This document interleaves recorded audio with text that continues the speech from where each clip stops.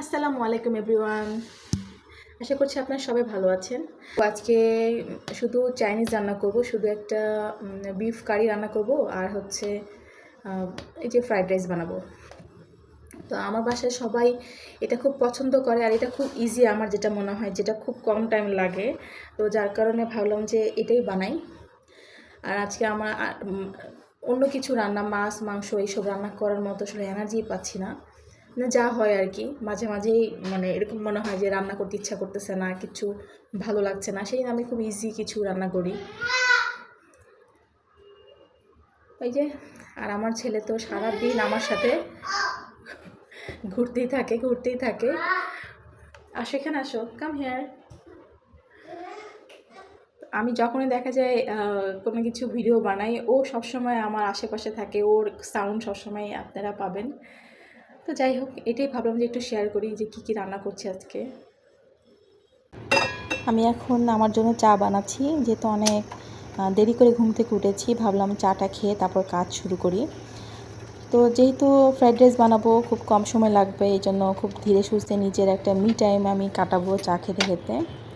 তো আমাদের বাসায় একটা মজার ব্যাপার হচ্ছে যে আমার প্রতিদিন ৩টা মনে হয় সসপ্যান অথবা পাতিল আমাকে ইউজ করতে হয় চা বানানোর জন্য। কারণ আমি, আব্বু এবং তুর্য সবাই আলাদা আলাদা রকম চা খাই। আব্বু রং চা টাইপের খায়, আর তুর্য খায় হচ্ছে একদম হালকা করে মিল্ক টি। আমি আবার কড়া চা খাই। সব মিলে হচ্ছে আমার প্রতিদিন এভাবে বানাতে হয়। আমার খাবার জন্য রান্নাবান্না করার চেয়ে আমার সবচেয়ে বেশি রান্না করতে হয় চা। তো দেখা যায় সকালবেলা আমরা সবাই ১ কাপ করে খাই, তারপরে আবার আব্বু ১১টার দিকে বা ১২টার দিকে ১ কাপ চা খায়, কিছু নাস্তা করে। আবার বিকালবেলা আব্বু ১ কাপ চা এবং নাস্তা করে। আমি মাঝে মাঝে খাই চা আব্বুর সাথে। অথবা তুর্য যখন সন্ধ্যায় আসে তখন তো মাস্ট আমার চা বানাতে হয় সবার জন্য। প্লাস আবার হচ্ছে রাতে ঘুমানোর আগে চা খায়। আর এর মধ্যে যদি কোনো গেস্ট আসে তাহলে সে পারপাসে আবার মানে বানাতে হয়। তো চায়ের মানে পরিমাণটা অনেক বেশি বানাতে হয় আমার।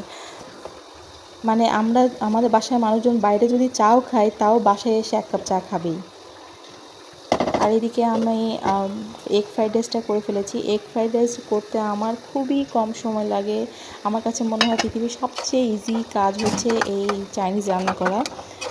তো আর এর পাশাপাশি আমি যে কোরবানির গরুর যে ভুঁড়িটা, এটা নিয়ে আসছিলাম বাড়ি থেকে, পুরা ক্লিন করা ছিল, আপু ক্লিন করে কেটে টেটে দিয়েছে। আমি জাস্ট এখন রান্না করে ফেললাম, যাতে রাতে অথবা আগামীকালকে আমরা সুন্দর করে খেতে পারি।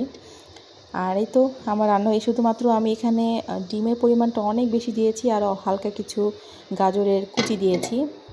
তো এটা আমার খুবই ইজি একটা কাজ লাগে, খুব মজা লাগে খেতে, এটা একদম ঝরঝরে হয়। আর আমি বিফ কারিটা রান্না করব, চাইনিজ বিফ কারিটা রান্না করার জন্য আমি এভাবে ছোটো ছোটো করে কেটে নিয়েছি। সাথে কিছু সয়া সস দিলাম, একটা ডিম দেব, দিয়ে আর হচ্ছে কর্নফ্লাওয়ার দিব পরিমাণ মতো। আমি এখানে ২ চামচ থেকে ২.৫ চামচ দিয়েছি, দিয়ে এটা মাখিয়ে রাখবো, মেরিনেট করে রাখবো। ৫-১০ মিনিট মাখিয়ে রাখলেই হয়ে যায়। তারপরে এটা ঠিক এরকম একটা লুক হবে। তো তারপরে আমি এটা বাটার দিয়েছি, বাটারটা আমি একটু বেশি করে দেব, যাতে রসুন কুচিটা আমি দিয়ে একটু ভেজে নেব, নিয়ে এর মধ্যে মাখানোটা, এই বিফটা আমি এখানে ঢেলে দিব। আর এর মধ্যে গোলমরিচের গুঁড়া দিয়ে দিব। তো এটা হচ্ছে কালার যতক্ষণ না চেঞ্জ হবে ততক্ষণ আমি এটা ভাজতে থাকবো। কারণ গরুর মাংসটা কিন্তু বেশি মোটা করে কাটলে বা বেশি পাতলা করে কাটলে এগুলো সেদ্ধ হতে চায় না, আর চিকন করে বেশি কাটলে হচ্ছে এটা শক্ত হয়ে যায়। তো আমি যেভাবে কেটেছি এভাবেই কাটলে বেশি ভালো হয়। আর সাথে সব ইনগ্রিডিয়েন্টসটা দিলাম, সবজিগুলো ক্যাপসিকাম আর গাজর দিয়েছি। গাজরটা আমি আগে একটু বয়েল করে নিয়েছিলাম। তো আমার রান্নাটা একদম কমপ্লিট। লাস্টে আমি অবশ্য কর্নফ্লাওয়ার পানিতে গুলিয়ে নিয়ে ১ কাপ পানি দিয়েছিলাম, বাস। তারপরে আমার রান্না হয়ে গেছে, আর এখন আমি সুন্দর করে পরিবেশন করছি। তো আমার সবসময় হয় কি যে আমি জাস্ট ছবি তোলার জন্য না, আমি সবসময় খাবার এভাবেই পরিবেশন করতে পছন্দ করি। আমার অফ ক্যামেরাতেও আমি আব্বু এবং তুর্যদেরকে সবসময় এভাবে পরিবেশন করে দিই। এটা ওরা খুব পছন্দও করে, আর ওরা ওয়েট করে যতক্ষণ আমি পরিবেশন ঠিকমতো হবে না ততক্ষণ ওরাও খাওয়া শুরু করে না। তো ওরা আমাকে অনেক অ্যাপ্রিসিয়েট করে, যে না, পছন্দ করে এভাবে সুন্দর পরিপাটি করে দেওয়া।